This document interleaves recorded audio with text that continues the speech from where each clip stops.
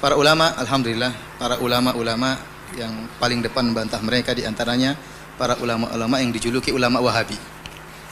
Justru ulama Arab Saudi begitu keras membantah mereka. Para asatidzah juga membantah, bukan hanya sekedar menyesat-nyesatkan tetapi dengan dalil. Justru kita tahu ulama-ulama yaitu para asatidzah yang mereka dituduh sebagai Wahabi, ya justru yang paling gencar membantah mereka dengan dalil.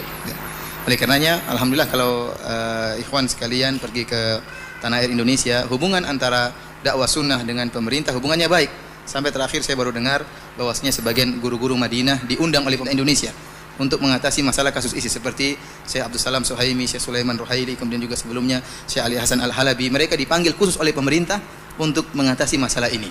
Ini menunjukkan ada kepercayaan terhadap orang-orang yang dituduh sebagai Wahabi.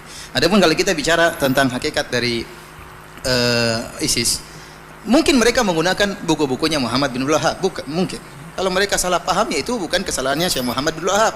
Sebagaimana orang juga menggunakan Al-Quran dan Sunnah bisa keliru. Yang salah bukan Allah dan Rasulnya, tetapi yang salah yang memahami Al-Quran dan Sunnah.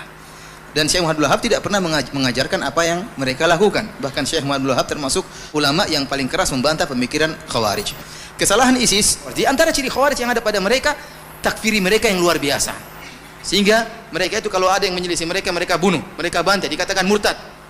Dikatakan murtad. Yang kita lihat bagaimana mereka begitu bangganya mengupload tatkala mereka membunuh orang-orang kaum muslimin. Yang dibunuh berjenggot seperti mereka. Yang mau dibunuh mengatakan la ilaha illallah. Yang mau dibunuh mengatakan Allahu Akbar. Yang membunuh bertakbir, yang dibunuh juga bertakbir. Dan mereka membunuh dengan sadis, ya. Bukan dengan pedang yang tajam, tapi dengan pisau yang mereka geret-geret seakan-akan tidak tajam. Dan mereka bangga akan hal itu. Bahkan di antara mereka yang dibunuh adalah para ulama, para dai. Apakah cara begini? Lihat kata Nabi SAW, la zawalud dunya indallahi ahwanu min qatli rajulin muslim. Hilangnya dunia ini lebih ringan di sisi Allah daripada terbunuhnya seorang muslim. Seorang muslim yang mengucapkan la ilaha illallah, seorang muslim yang sujud kepada Allah, kalau terbunuh lebih berat di sisi Allah daripada hancurnya dunia ini. Bagaimana kemudian muslim tersebut adalah seorang yang berjihad di jalan Allah Subhanahu wa taala? Bagaimana seorang muslim tersebut seorang dai? Bagaimana seorang muslim tersebut hafal Quran? Kemudian dibunuh dengan begitu mudahnya oleh orang-orang ISIS. Yang jadi masalah, para pejuang yang ada di Suriah tatkala menyerang ISIS mereka ragu-ragu. Tapi ISIS membunuh mereka tidak ragu-ragu. Tidak ragu-ragu. Ini masalah yang mereka hadapi. Ini mereka muslim bagaimana? Sementara mereka tidak memperdulikan.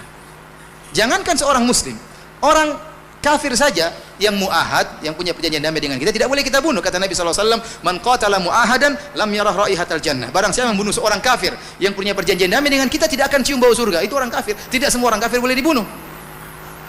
Kemudian seorang muslim yang sedang berjihad, yang menghafal Quran, kemudian dibunuh oleh mereka dengan mudahnya, kemudian mereka bangga-banggakan. Oleh karenanya saya mendengar informasi dari sebagian ustadz yang pernah ke sana dan juga bersama para pejuang di Suriah, mereka mengatakan orang ISIS tidak punya tawanan. Orang ISIS nggak tahu kalau sekarang, kalau dahulu orang ISIS tidak punya tawanan. Setiap ada yang datang dibunuh, tidak ada dimaafkan, tidak ada tawanan. Yang datang mau bayar terlambat dibunuh. Jadi tidak ada. Luar biasa takfiri mereka, mudah mengkafirkan. Yang tidak membayar mereka dikafirkan.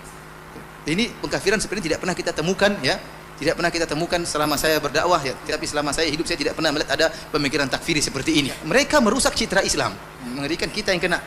Sehingga setiap orang yang berjenggot dianggap ISIS. Dianggap ISIS. Setiap ada lihat orang jenggot, jangan-jangan ISIS. ISIS istrinya juga bercadar. Itu bercadar istri apa? ISIS. Karena yang jadi rusak adalah citra dakwah sunnah. Dan secara umum dakwah Islam. Bagaimana antum bayangkan orang kafir lihat ISIS? Apakah dia akan masuk Islam? Lihat ISIS begini, Islam begini modelnya. Jangankan kita sama dia saja dibunuh. Siapa yang mau Islam kalau begitu modelnya? Tidak ada yang masuk Islam, sehingga merusak citra Islam. Tidak ada Islam seakan-akan agama tidak ada rahmat, tidak ada kasih sayang. Mengerikan pemikiran seperti ini. Kemudian alhamdulillah kita katakan dakwah Islam tersebar di mana-mana.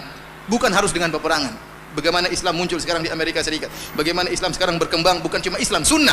Saya katakan sunnah berkembang di Perancis, sunnah berkembang di Inggris, sunnah berkembang di Amerika. Saya melihat bagaimana teman-teman saya di Universitas Islam Madinah di atas sunnah. Islam berkembang dengan mudahnya, dengan akhlak, dengan budi pekerti, tidak mesti dengan peperangan. Dengan munculnya ISIS ini semakin mereka ditekan kehidupan mereka, terutama kaum minoritas yang ada di negara-negara kafir. Ini Allah alam bisawab, ini yang mungkin bisa saya sampaikan. Wallahu ta'ala alam.